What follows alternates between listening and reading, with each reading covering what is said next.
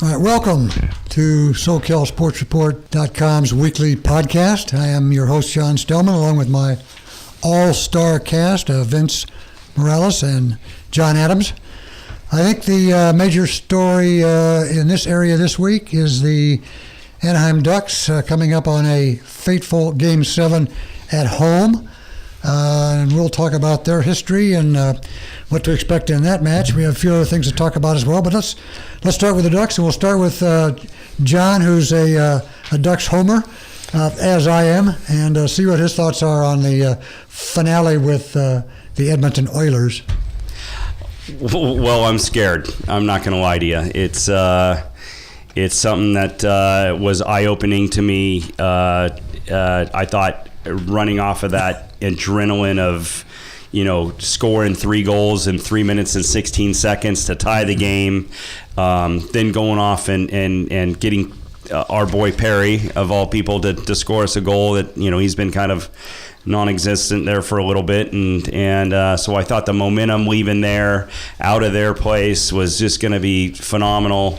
You stole one, get on the plane, get the heck out of there, let's come home and I'm sorry, it was here. I'm sorry, and then let's go up there and win this. And we woke up and I blinked my eyes and it was 5-0. And not impressed with the way Gibson's been playing in goalie. I thought the first 3 goals were very lazy. Pucks weren't even hit that hard going in. 5-hole on him. Yeah, 3 times in a row, and it was cruising in. It wasn't like 90 miles an hour. Yeah, exactly. And then I think Edmonton did a great. Now where I'm going to give Edmonton a lot of credit is after we won that game in the last 3 minutes. There was a lot of controversy. Kessler was holding on to the leg pad of Talbot.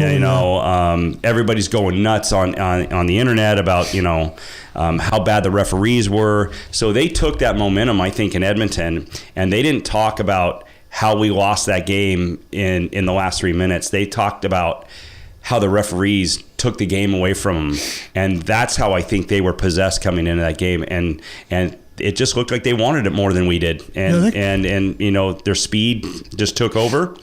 And I hope it's a slap in our face, and I hope they come out and we just can't let them. They've always gone ahead early, and we just got to we need to take charge in this game and show them, like, hey, look at we're the team to beat here, and this is our house, and nobody comes in and rolls off 5 goals in our house. That being said, we're 2-6 in Game 7s. So I hope they respond to the 7-1 shellacking the way the Oilers responded to the tough overtime. The Oilers could have just thrown in the towel and said, hey, what do we have to do? And that's where I think the Edmonton media just took that, and they just started talking about how unlucky they were and how the refs took the game away from them and all that kind of. Right. They didn't talk about how do you lose that game. You had 3 goals go in 3 minutes and 16 seconds, and then 2 minutes into the double overtime or something like that. Like, they didn't talk about that at all. Right. They talked about these refs are terrible. It was all over social media how the refs took the game away from them. Yeah, Duck fans should be worried though. Like you said, the style of the way that the games have been played, Edmonton has just been coming out and just dominating. They're just very aggressive. They got 11 players on that team that have never played in a Stanley Cup playoff, and they didn't look scared, and they came out, and the positive of that game 5 for them was that they came out 3-0. Mm-hmm. They were dominating. Mm-hmm. They were dominating, and it was only when it's sort of like, what does a prevent defense do? It doesn't. It prevents you from winning. Yeah, exactly. And it's like that's what they did when Anaheim pulled their goalie and got the extra attacker. It just looked like they parked the bus instead of trying to be aggressive and dominate. All they needed to do was get it cleared. Instead, they're taking icing penalties and just sort of sitting back on their heels and hoping the clock runs out. But before that, there was not a lot of good things for Duck fans in that game. going down 3-0, and they just continue that. Edmonton just continued that in Game 6 and just absolutely dominated. And Talbot was terrific, and Gibson was awful. Yeah, I mean, awful. I would think Edmonton would be a lot more confident going into Game 7 than the Ducks. I mean, the Ducks know the history. The Ducks are, they got hammered. And if I'm Edmonton, I'm coming into this game saying, I don't care where this game is being played. We're going to play like we did in Game 6. Doesn't matter where it is. We'll take the crowd out of it. We'll control the tempo, and so be it. We'll see what happens. Yeah. Well, the NHL playoffs are just a totally different animal, and winning on the road is not impossible. And we've seen that all through these playoffs, that the road teams are going in and winning big games. So Connor McDavid is the third leading scorer right now in the playoff in the series and against the Ducks, and so I'd be worried. And he didn't even have a point. Yeah. He didn't have a point in those 7 goals. Well, it was Draisaitl was just ridiculous. Right. I mean, he had the hat trick and he had 5 points, I think, overall. 5 points, yeah. But like what Vince pointed out, it's like these kids, these guys are going in, these underdogs. There's no fear. They're going with this attitude like, you know what? What do we got to lose? You're supposed to win. You're the big favorite. Yeah, no pressure on them. Exactly what Nashville did to Chicago. It's exactly what Edmonton's doing to the Ducks. It's hey, look it. We're young. We're aggressive. You know what? We play this style, and you know what? If we do it, we do it. But now I hate to say this, but I think I'm a home underdog. The way that the way that the flow has been going the last 2-3 games, and they better be tough to start off this game and not get behind, because if they get behind early, they're going to go, oh, not again, and Edmonton's got the road ice advantage. Yeah, they do. Yeah. The Ducks are a slight favorite. They're -117. Yeah. I'm worried. So, but I just, Gibson's got to have a hell of a game. And yeah, like you say, he hasn't been real good. He has not been good. And that was just, they couldn't pull him fast enough. And then 6 shots? Yeah. It was, and like we talked about in the very beginning of this, it was 5-hole and slowly just going through his legs. Yeah, soft goals. It was soft goals, and it's the playoffs. You got to be laying on your head, swimming like a fish and stopping everything. And if you can't stop anything that's going, 2 miles an hour, you got issues. So how do you think how do you think the history plays into the heads of the Ducks? I mean, they all know, the media's all over it. Talk radio's all over it about how they've lost the last 4 Game 7s. I mean, you can brush that aside and say, well, these are different players, different coach, but still, it's got to be in the back of their minds. For me, the biggest thing is, these guys are professionals. They're going out there. They put pressure on themselves every night. I think they're fine. I think where it is that when you're a fan and you start sitting on your hands a little, like you get down a goal, and as a fan, you start to get that apple in the throat, right? And so that takes the energy out of the room a little bit, out of the arena. I think it's more about the fans, like, oh no, here we go again.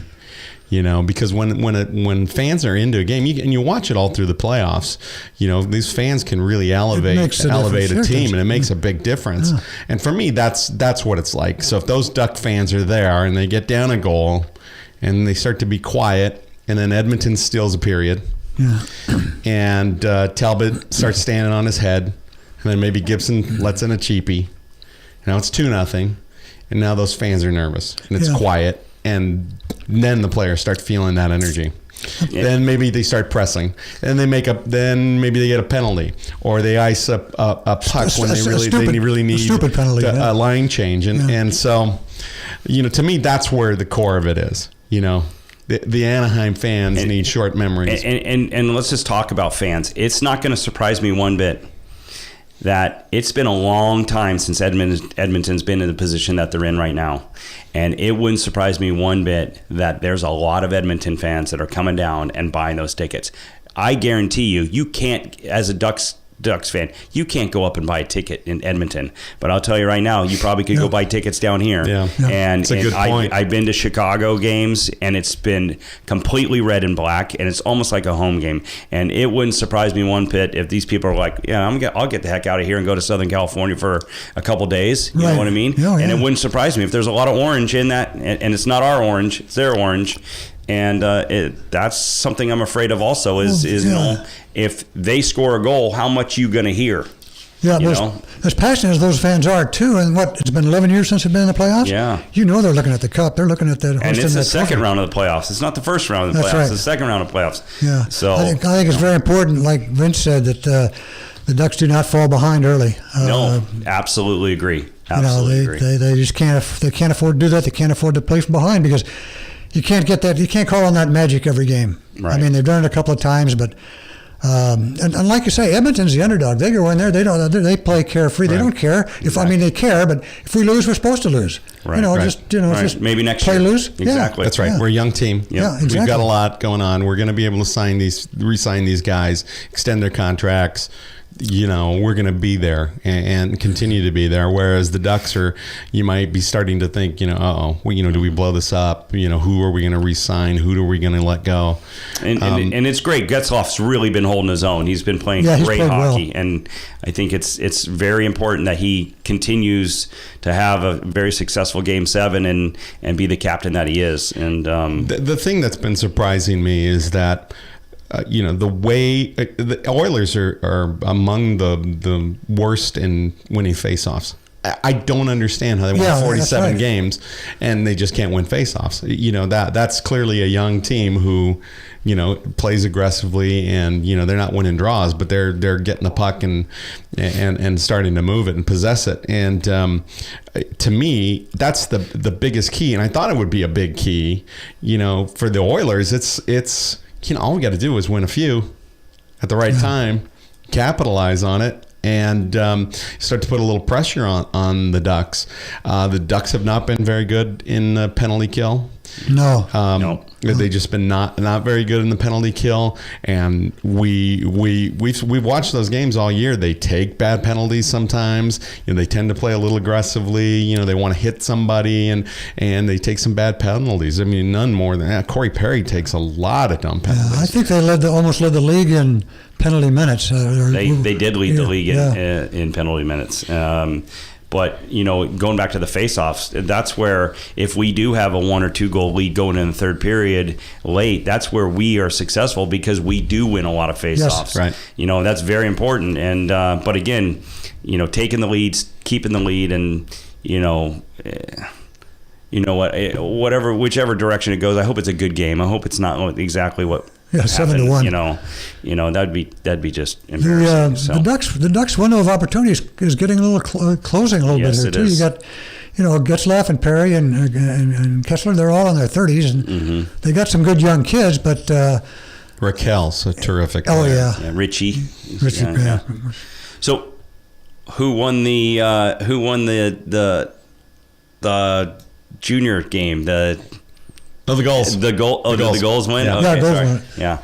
So they're in the next round playing San Jose. Okay, all right. That series has already started, but Sorry to take that off. I'm like, you started talking about younger guys. Yeah. Yeah, I was wondering what happened in that game. The goals. Okay, all right. At least we won there. It was interesting. That brings up a point that I think is worth mentioning. I don't remember the name of the kids, but I heard about 3/4 of the way through that season that the Ducks made a minor league trade, and I've forgotten who they made it with, but it wasn't even for a player that they wanted or needed, but it was a player that they knew could help San Diego. And it was specifically a trade aimed at strengthening their farm team, giving their farm team better shot at the playoffs, better chance of going a long way in the Calder Cup. It was nobody that they had any interest in. I just thought that you don't hear about things like that. It was very interesting, very interesting. Yeah, minor league hockey is one of those strange birds where you'll see that sometimes. I think it's not great. Not just a farm system. To win the Calder Cup and it's a very prestigious things. And some of these guys aren't gonna they're not gonna play at the next level. And this is where some of these older pros will end up. When their days are done, they're trying to just extend their careers a little bit. And so the Gulls are in a good position. Farms wise, farm system wise. So for them to do something like that, that's great. Yeah, that's great. Good. Yep. Yeah. So I guess I don't know if you want to wish us luck, but Any thoughts on any of the other series? Well, we got Washington. Nashville looks like they're going to the next round, right? Yeah, Nashville's on. And we got another Game 7 tomorrow too, right? With Washington. Washington, Pittsburgh. Yeah, so that's I thought they bounced back. That's been such a good series, and in that last game, Washington really started to dominate and look like a more dominant team. Penguins are terrific, obviously the defending Stanley Cup champs, but Holtby let in some soft goals. He hasn't looked great, but they looked great to extend the series. More than anything, I think was they played really well. So they've looked pretty good, but they jumped on it pretty quick. So that was a good win for them. So And is Ottawa Rangers are going right now, or are they going? Yeah, they're playing today and Thursday. Okay. Ottawa's up 3-2 in that, and this game's at New York. Yeah, and I think if I'm right, the Rangers let that game go away from them. Yep. They were up 2-0, and that's right. It was very similar. They scored late, and then ended up the Senators ended up winning that in overtime. It was sort of similar, not as big a deficit, but as the Ducks had, but very similar to that, where they scored too late and ended up extending it and stealing one back from the Rangers. And the next series start this weekend? Probably, depending on when this game sevens are over. Yeah. So the Predators are rooting for the Oilers. Yeah, they're 3-0-0 against the Oilers this year. Yeah, 1-1-1 against the Ducks. It's a better matchup. For the Ducks, big defenders too. So I have, they're very good on their defense. Plus Rene is just unreal right now. But that city has embraced that team, and it's been fun watching that series. Well, when this is they talk about baseball being America's sport, and hockey's obviously Canada's sport. This is last year they didn't have a Canadian team in the playoffs at all. Zero. Yeah. Who was the last Canadian team to be in the finals? I don't even remember. But I know Montreal. I'm not sure. I know they didn't even have a team in the tournament last year. No, it's been several years since. Yeah. So this is a killer. They'd probably love to see Ottawa and Edmonton in the final. Be insane. Absolutely.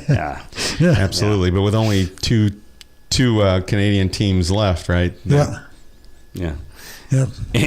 And MLB would like to see the Cubs and the Yankees, probably, or the Cubs in Boston or something like that. So, how about that 18-inning game? Yeah. So, just to chime in, since the Kings are home watching, they just traded Ben Bishop. So Lombardi and Sutter, they trade for Bishop. And first thing they do, when the trade deadline, as the trade deadline approaches, they get Ben Bishop.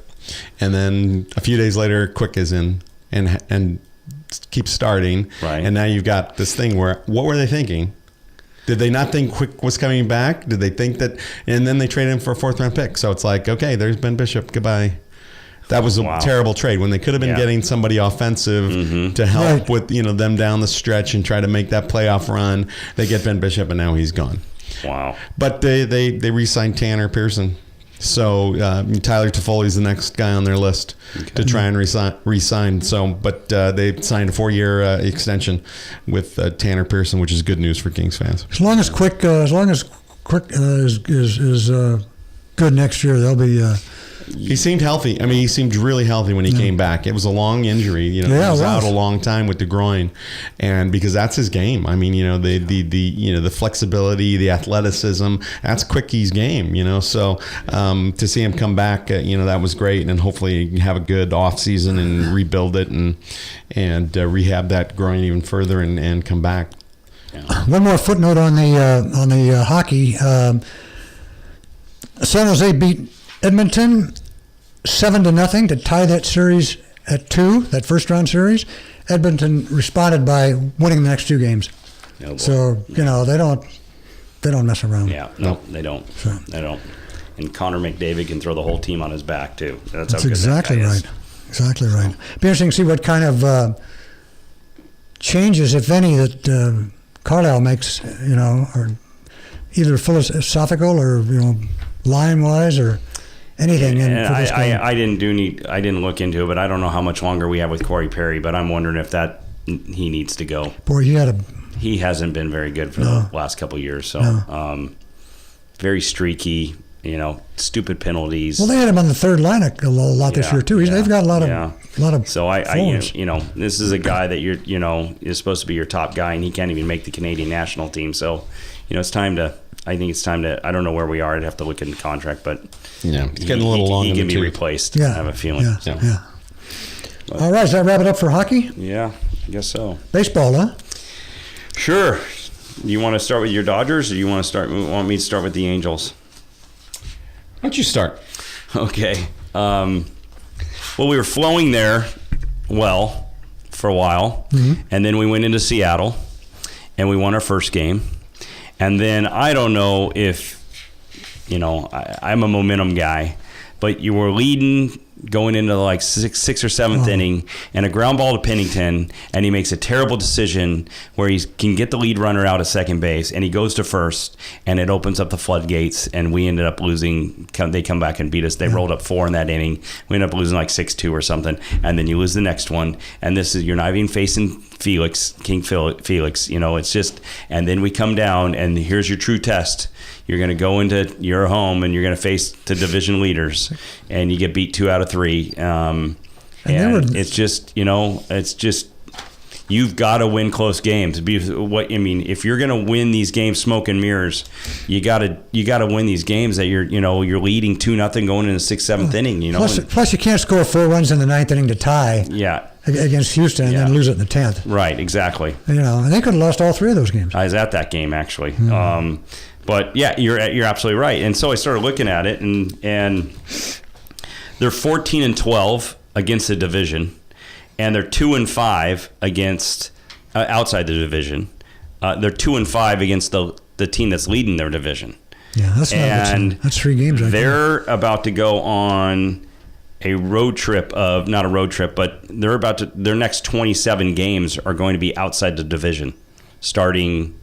After this A's game, right? Yeah, they play Detroit, right? Detroit this weekend. And it's 27. You're 2-5 outside the division as it is, right? So you're going to have to be able to hold your own. And here, we're losing guys, and I don't know. It's like a buffet table when he goes to look at his pitching staff, right? And who's ready to go? Velasco pitched very well last night. He does, yeah. Really he pitched well enough to win that game last night. Exactly. And then you get a little guy like Lowry that beats you. It's. Trout could have made a difference too in a one-run game. And I understand them keeping him off the shelf there for a little bit, instead of sticking him on the DL. So, he's a day-to-day guy, but you can't let this thing get away. It's 6 games now. I think there's 6 out now. Yeah, exactly. And from April 11th all the way to I think July 3rd, they're playing. They only have 4 days off. Yeah. So exactly.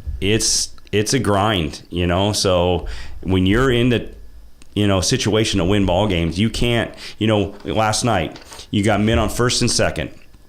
I want to say it's 1-0 or 1-1.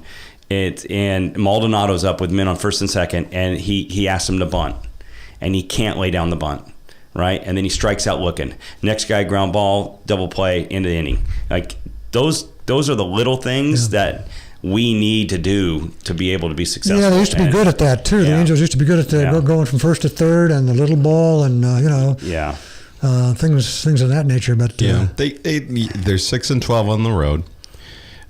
They were over 500 and just sort of, starts Getting and by, stops and getting by, and now 2 games under, 6 back. What is it? 6 back? Yeah.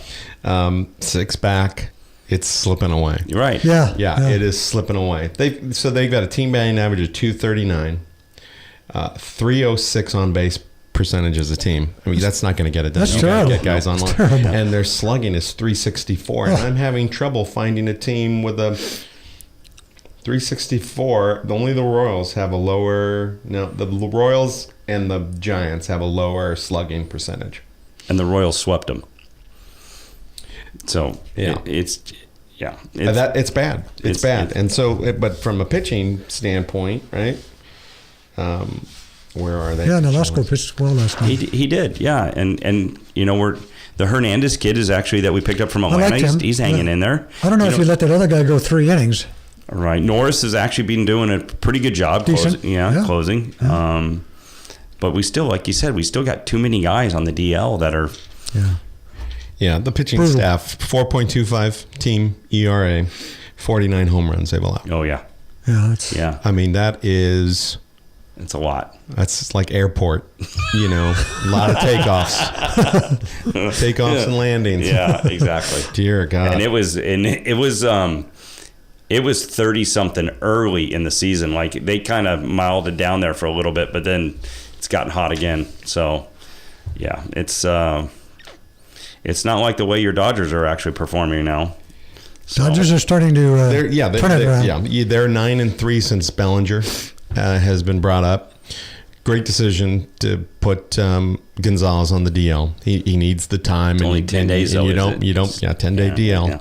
You don't miss a beat. Bellinger started out swinging through a lot of pitches, and then once he started connecting, he hit that one in his eyes out of the yard at San Diego. I don't know if you saw that one. I mean, I saw it, yeah. That was one of the one of the highest pitches hit for a home run in years. Wow. According to the stats. Right. Yeah. And he's a tall kid, that thing was probably neck high. Mm-hmm. I mean, he just to get around a 95 mile an hour fastball at your neck. Yeah. 5 home runs, 14 RBI in the Player of the week, National League Player of the Week. I think I'd still like to see him go through the schedule twice.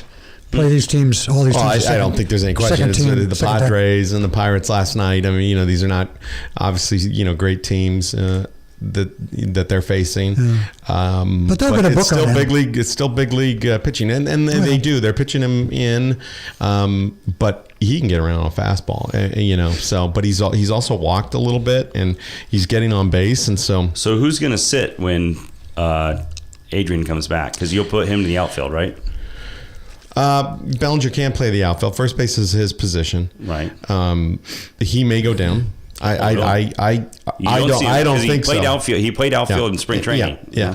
And he can do that. And there's some guys on this team that are just not pulling their weight. I thought the Utley signing would be great. He'd be hitting against right, and he hasn't hit at all. He all of a sudden looks like a 50-year-old man out there. Yeah. He just can't hit the ball. So and your other guy just went on the DL. The pitcher? The old outfielder. Oh, well, Gutierrez or no? No, sorry. I just he's been with the Dodgers forever. He was the guy that you were thinking about trading if you could get him at bats. Another clue. 16, number 16. Ethier. He's not coming back for a while. So Ethier, has missed a lot last year, and he's not coming back, and that's not going to be a help. And again, it's a left-handed bat, and there's just no need for him with Bellinger hitting the way that he is. That left-handed stick, Ethier can start coaching in the minors or something. He's done. Logan Forsythe again was delayed. He broke his toe, so he was on the DL, but then he had tightness in his hammy, so it doesn't look like he's coming back. They may extend that DL on him. And Chris Taylor, he's been playing terrific. Oh, he's just been playing terrific. He had 5 RBIs the other night, the Grand Slam. He's hitting 350 right now. He can play a lot of infield positions. He's fine. They'll keep him. I think Kike has had a couple of timely hits, but and you want a right-handed bat, but I just don't know what they're going to do. And is Hill ready to come off the DL, or he's doing some minor league stuff, right? Rehab assignment. He's been at Rancho Cucamonga and throwing some innings, but he had 2/3 of an innings and went over his pitch limit, and they took him out. He was encouraged by it, but it's so tentative, where this guy, where what he's doing now is throwing that curveball 60% of the time. Yeah. Right. And that's the pitch that's causing the blister. Yeah, that's exactly. the pitch that's causing the blister. And, we gave him a 3-year, $48 million contract. Yeah. And he's, 36 years old, and there's really nothing encouraging about that. He'll come back. He might get 15, 16 starts this year. Yeah. Some of them may be quality starts down the stretch. He may even throw a postseason game, but that contract now just starting to look like an albatross. Yeah. Again, he's just not reliable. And and can you imagine you kind of setting up, let's say, the Dodgers can get to the postseason again. They're setting up their postseason rotation, and you just can't count on them. Yeah, what do you do? Can't count on it. And again, it's one of those things where from like somebody who's a little bit more old school, I look at that starting rotation, and Alex Wood has been terrific. McCarthy was good. Now he's on the DL, back on the DL. Yeah.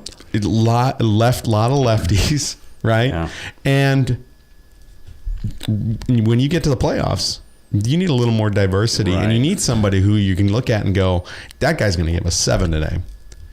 You don't look at Alex Wood and say, that kid's going to give us 7. You don't look at McCarthy and say, that guy's going to give us 7. Certainly not looking at Rich Hill, maybe last year. This year with the blisters and everything, you're not looking at him to give you 7. Urias, he's on a pitch count, so he might not give you 7.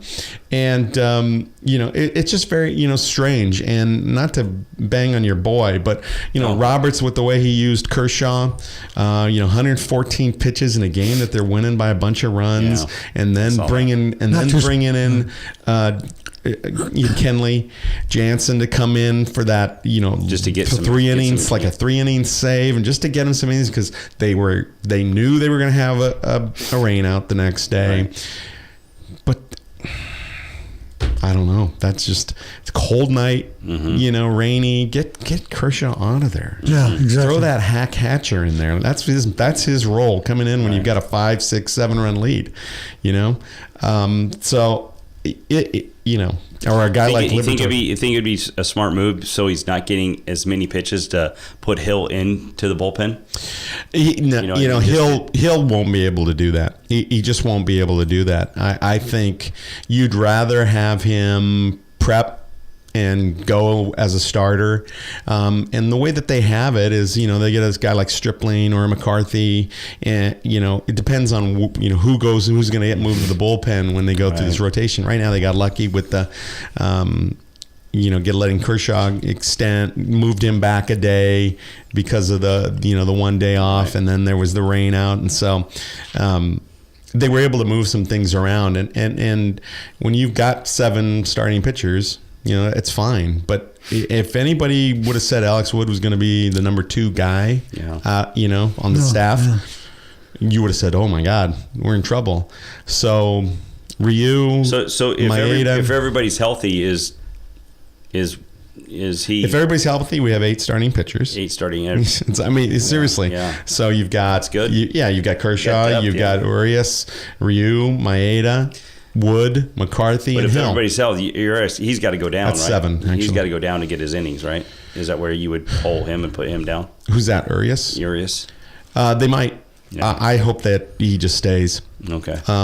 I think that he needs to just stay and get his, every 5th day, go out there, throw his 6 innings or 7.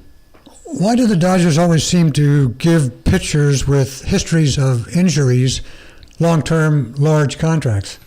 Sounds like the Angels with the outfielders. Yeah, they did that with Hill, and then they do that with Anderson the year before that. Yeah, I think with this GM staff, with this personnel staff, a lot of it is analytics. They look at the analytics and they say, comparably, we can't get another guy like this. That's just a blister. That's not an elbow. That's not, a shoulder.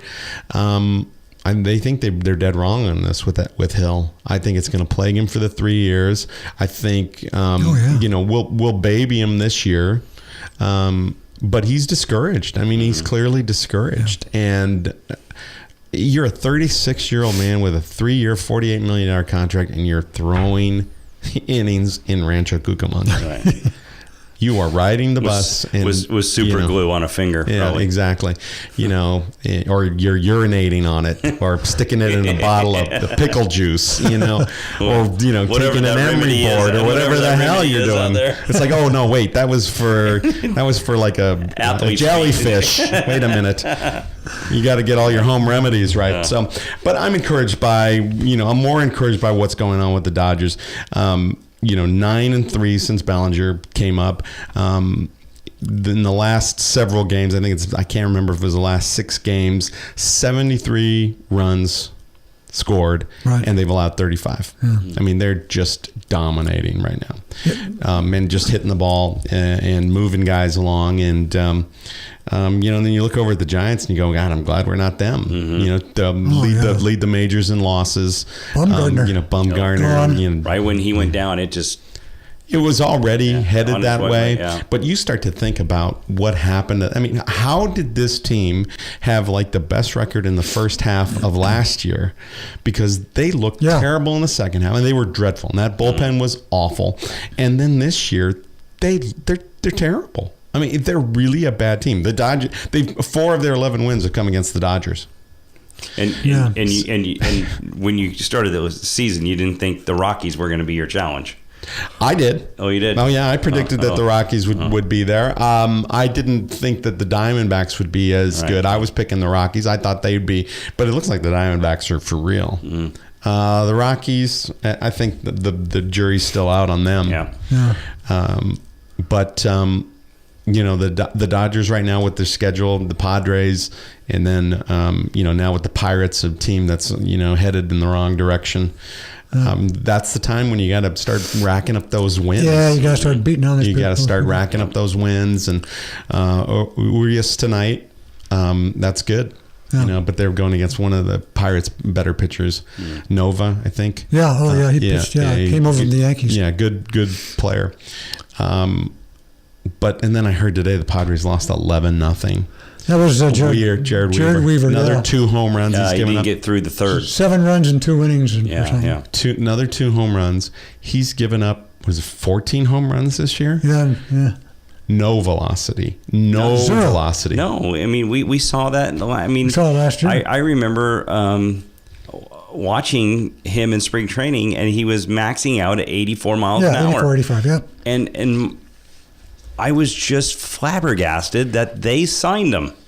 I'm like, this. I actually have some friends that know a lot of the, have helped out in the Angels organization. They were trying to get him to join a local country club over here because he lives in Laguna Niguel. I didn't even think he was going to go sign with the Padres. He was looking to retire, but somebody wanted to give him money. Maybe, it's a big ballpark. It's cold down there all the time. He's not going to give up any home runs. Well, that's BP at 82 miles an hour, Yeah, I don't care how many pitches you have and how good you are at moving them around and spotting them and this and that. If you can't throw faster than 85 miles an hour, you're not going to.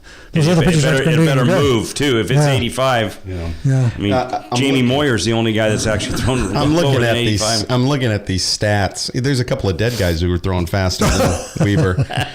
Dear God, Hoyt Wilhelm is throwing faster. The Padres have a 220 team batting average, 286 on base, 377 slugging. Ugh. Yeah, sounds like the Angels. Yeah. That is bad. And they're 4.61 ERA. Yeah, but see, that's what they expected. They expected that, Will Myers is the only guy that they got that's worth a name on that team, right? Yeah. But, we're only a couple teams above them, and we actually thought we're going to be okay. Will Myers is a good, second best guy on a team, right? Yeah. The kind of money that they're paying him and that. My God. He's not going to carry you. He'll get traded. He'll get some. They'll let him go. Yeah, you're right. He could go to another team and actually help them. Absolutely. I heard some talk the other day. When we get closer to the trade deadline, if the Rangers aren't in contention or close to being in contention, they're probably going to move Darvish. Who's going to be a free agent at the end of the year. Now, there's a guy the Dodgers could pick up. Yeah. They've got the money. Yep. And they can always use one more pitcher. Because they're not going to want to trade within the league. So, it's going to. No. And the Dodgers have a little bit of talent in the farm system they could I'll offer? tell you who could go get them is the Yankees.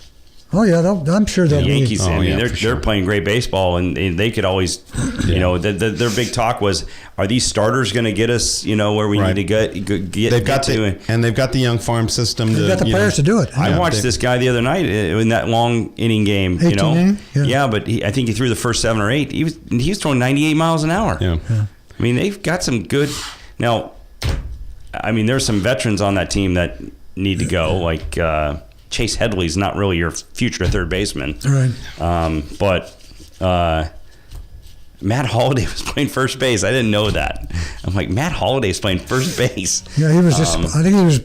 They signed him basically as a DH, but I don't know. But they're good. They're really good. Yeah.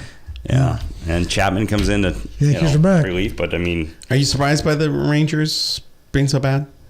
Nope, not at all. I think I told you guys from the very beginning, I'm not the American League West is not good other than the Astros. No, yeah, it's, you know, I mean, I actually thought the one that I'm surprised about is Seattle. Seattle's been they haven't been the best at all, and I thought that team was going to be pretty good. Yeah, I thought they. But I just don't think the American League West is good at all. But the Astros, they're good. I mean, they're young and good, and they're.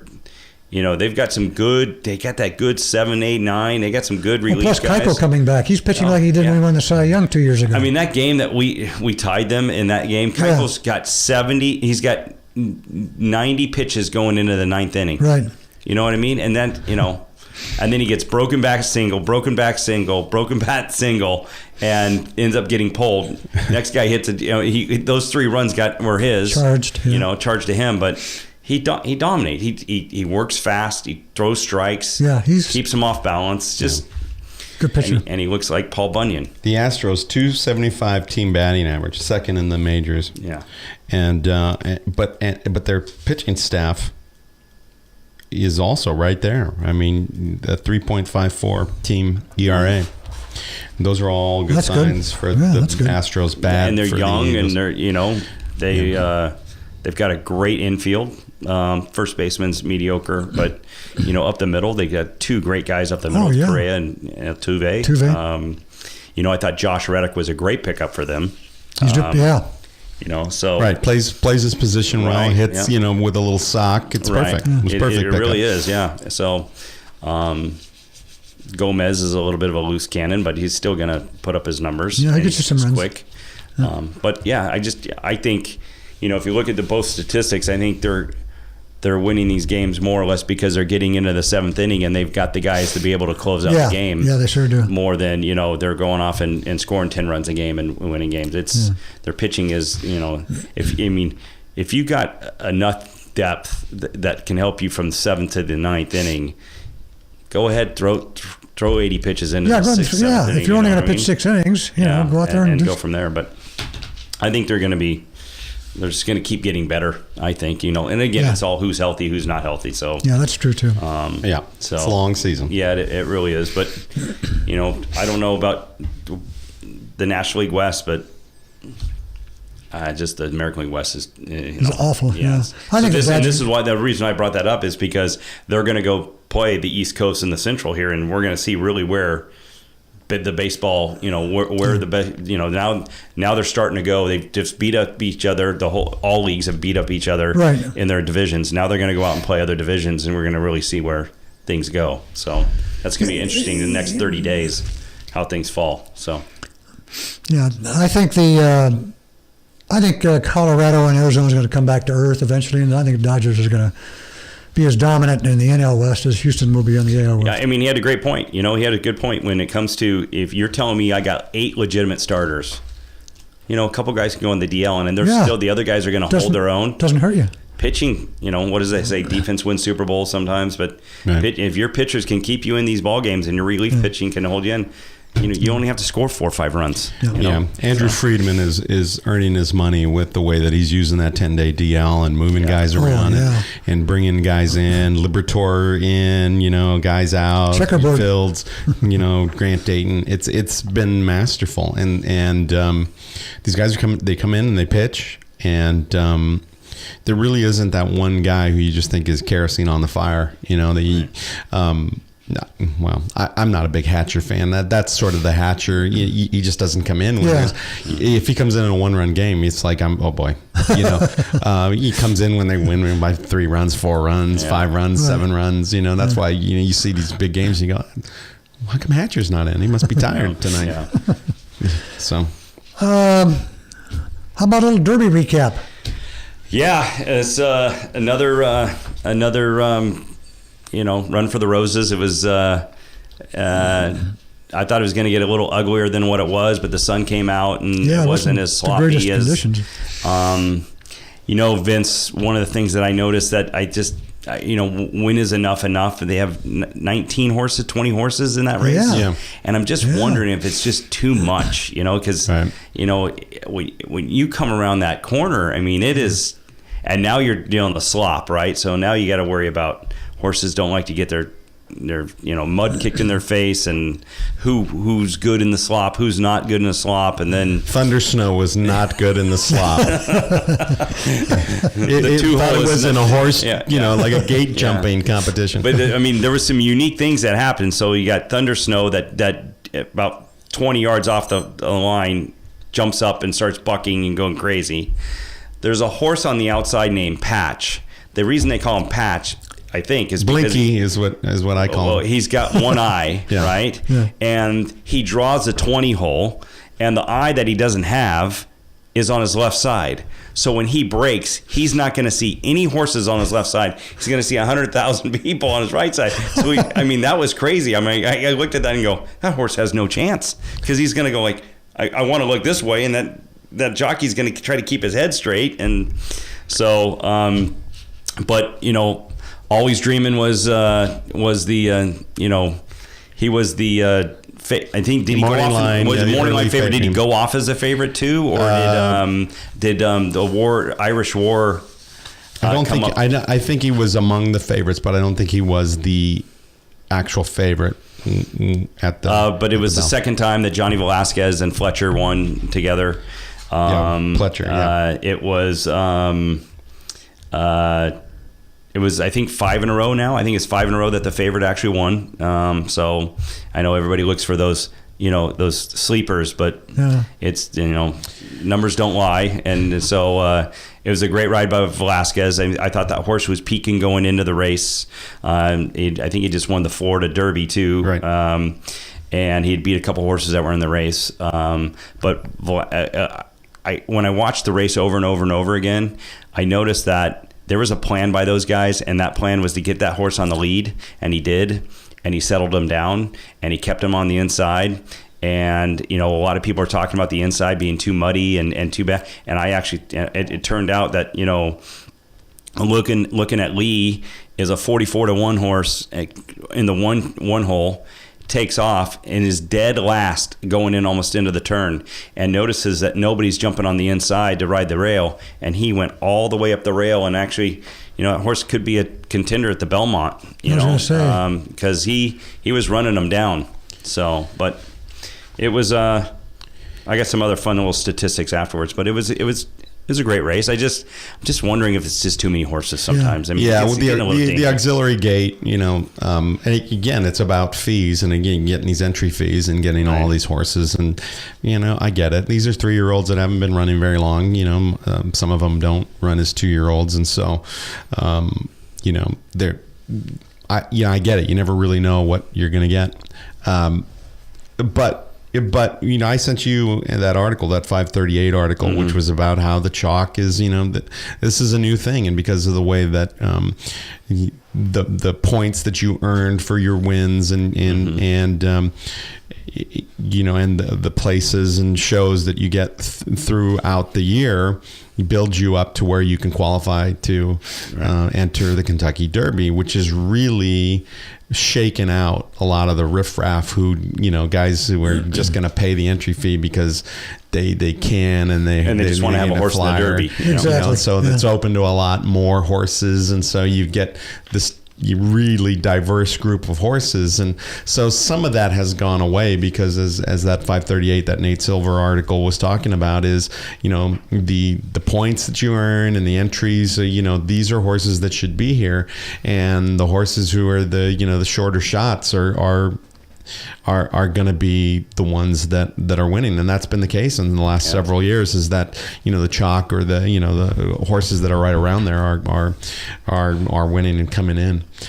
I've heard one thing, that not a lot of these horses are going to be back for the next for the Preakness. Really? Yeah. I know that some of these horses that are more bred to go longer than that. They'll just take the Preakness off, and so Always Dreamin' will be there because you always got to try to go for the Triple Crown, right? Exactly.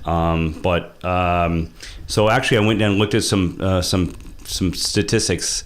The 5 horse, which was Always Dream, just took the lead in most wins from that position.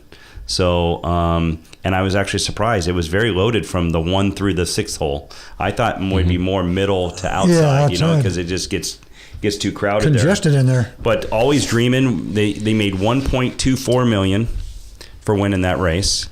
They paid $350,000 for him in 2015. Wow. And he was the 6th straight horse to go perfect as a 3-year-old and not win as a 2-year-old, which I thought that was interesting. Wow. Mm-hmm. Yeah. So there's a couple statistics that kind of Kentucky bred, right? Yeah. So, but it's always a great race. It's 150,000 people there. That's great. We're going next year. Yeah, we'll go. Let's do it. Bucket list. Yeah, it is. Bucket list. Yeah. Let's not wait until we're too close to kicking the bucket, though. Yeah. Getting there. You got the TPC coming up. Yeah. It's what they call the 5th major. It's in Sawgrass at Jacksonville. A couple big things happened today. I played that on my video game. Have you? Yeah. A couple big things happened today. To shoot par? Yes. Rory McIlroy signed with TaylorMade, which is gigantic. Big thing. Big numbers. I don't know what it is. But it's going to be healthy. But now TaylorMade's got Dustin Johnson, number 1 in the world. They got Rory McIlroy. Wow. They got Jason Day. They got Justin Rose. So they're locked and loaded now. Heard rumors. Again, these are just rumors, but the sale has gone. The sale has been accepted. So Adidas is selling TaylorMade. To who, we don't know yet, but they're waiting. They're just doing the legal stuff to get them apart from Adidas. So TaylorMade is being sold, but I just don't know who that person is at this point or what company. You're not buying that now, are you? No, actually, it was too. It was your bid was a little short. Yeah, my bid was a little short. $10 was not. Yeah. So, but getting back to the TPC Pete Dye course, it's very. What I like about the golf course is it's very. It's for the short hitter and it's for the long hitter. They have changed some things. They changed the 6th hole, the 7th hole, and the 12th hole. The 12th hole they made drivable. All new greens, so that's the new thing for the golf course is all new greens. They trimmed some trees around some holes to where you can play a little bit more aggressive now. And takes some of the big hitters can take some more aggressive lines. Right. But 16, 17, 18 there is just it's a great finish. It's a par 5 that's reachable at 16. The island green that's 17, which is complete island water all around it, and then 18, you more or less just hold on your hat and try to survive because there's water all down the left side, rough down, trees down the right. You just got to be able to pipe it down the middle. Better be a straight hitter, huh? Yeah, it's you don't bet on Jason Day because Jason Day won last year, and there's never been any player that's ever repeated. Really? No, I could tell you right now that 50% of the field is this is the most wide open field that you'll ever get, because when you're looking at Augusta, there's guys that play Augusta good. You're looking at it open, it's flat out. You got to really drive your golf ball really smart there and be able to handle the rough and the hard greens. PGA is kind of like TPC; it's just wide open. So this actually, there's been a lot of first timers that have won here. But it's just, the one thing about P. Dye is he can actually make you think negatively off the tee box, because he'll point you in a wrong direction. He'll make you take a line you shouldn't be taking. He'll let you see the trouble, and the trouble will, like, you'll visually say, oh my gosh, there's a lot of water here left, instead of like, where's the fairway? So he's very manipulative of getting your mind off of, you know, your lack of focus and where you're supposed to be. So it's always a fun tournament to watch. Big time. It's one of the biggest purses of the year. I think you get a 10-year exemption also. But this is the home. This is the home of the PGA Tour. This is where their base is. Okay. In Sawgrass. So do you know is there a favorite? Who's I don't. That's what I'm saying. I think 50%. I mean, you know, I could say Dustin Johnson. He's playing great golf. He just, you know, how's he feeling about it? That was one of my big questions. I got two big questions. One is, how's Dustin Johnson's back, and the second is, what would Tony Romo hit there? Right. Yeah. So answer the first one. So Dustin Johnson, I mean, you can't. He's number one in the world. He hurts his back, right? He withdraws from Masters. He takes the next week off. Then he comes in, and the guy has to make a 25-footer on the last hole to beat him. So he had a chance to win last week. So he's perfectly fine. He's fine, yeah. And you know, it's just. But again, I can't tell you that there's a favorite here, because, you know, it's wide. I think it's wide open. It's just Fowler's won there before.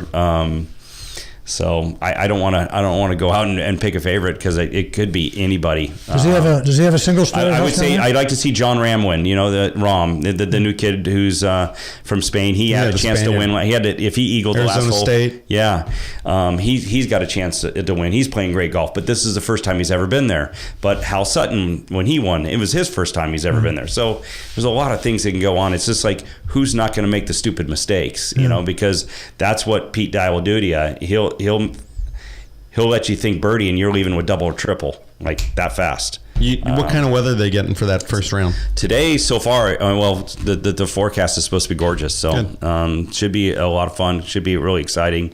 And it's always fun to watch those last 3 holes coming down the stretch on Sunday. You know, Augusta, it's watching the last 9 holes, and TPC, it's, you know, the island hole, it's only 135 yards. Okay, and these guys are professionals. They average about 36 balls in the water during the week, Thursday through Sunday. Wow. I do too, with my joystick. That one's hard for me. Yeah. Well, you need to stretch prior. Yeah. So yeah, that just tells you. I mean, a lot of balls go in the water on 18. But they contoured some of the greens, so they redid a lot of the greens. They contoured it for these aggressive, maybe these par 5s, to ramp them in the back of it, so the ball doesn't go in the water. It'll hit that ramp and maybe come back to the hole. So they did some tweaking of the greens, and so the guys really that are veterans are just trying to find out, you know, new pin placements and, you know, that kind of stuff. But overall, what I heard this morning was the golf course is in immaculate condition. They've never seen it so good.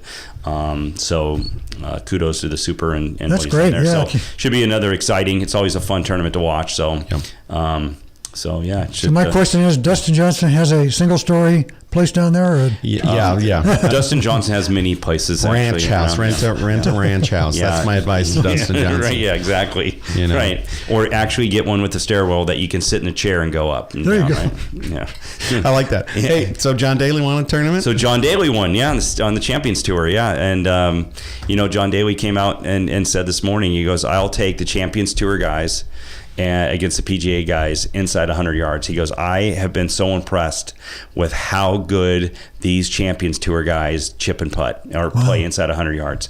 And he goes, I thought I was going to I'll be honest, I was a little cocky, came out here, I hit it by everybody. He goes, I'm not even close with what, he goes, I finally found a putter I like, finally found a driver I like. And to be honest with you, I know that he's kind of a loose cannon and things go crazy with him, but that was great for that tour. And I'll tell you, a lot of Champions guys were very happy for him because he's all well liked by them all. But they know that's going to be good for sponsors and stuff like that. John Daly, the inspiration for the phrase, here, hold my beer. Right, exactly, yeah. You know? Yeah. So, watch this. Going down 18, there was in the fairway, there was a big painted umbrella of Arnold Palmer's umbrella, and he went and kissed it and looked up to the sky. So that was really nice cool. Tribute to Arnie. Cool. Yeah. Very nice. Yeah. So, and then like John liked it, you know, they went and champagned them all and with beers and champagne, and he just opened up his mouth and had a good time. So But it was good for golf last week, and it should be really exciting this week. So it's always always fun to watch the TPC. You have any golf advice for Tony Romo? He's actually pretty good. I think I'd ask him for advice right now. He's a pretty good player, but I think he needs to focus on being a good commentator right now than trying to qualify for the U.S. Open. So along with what's his name, Chicago Cutler, Jay Cutler. That should be quite interesting. So not as good a golfer as Tony. No, Tony's actually a pretty good player. So yeah, so.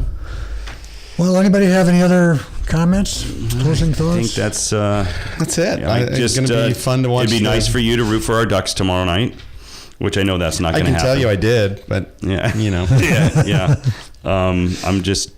yeah. I'm actually waiting for a text message. I might be going to the game, but I don't know. Part of me doesn't want to go because it's a Game 7. I'm scared. Yeah. You got to go. You got to go.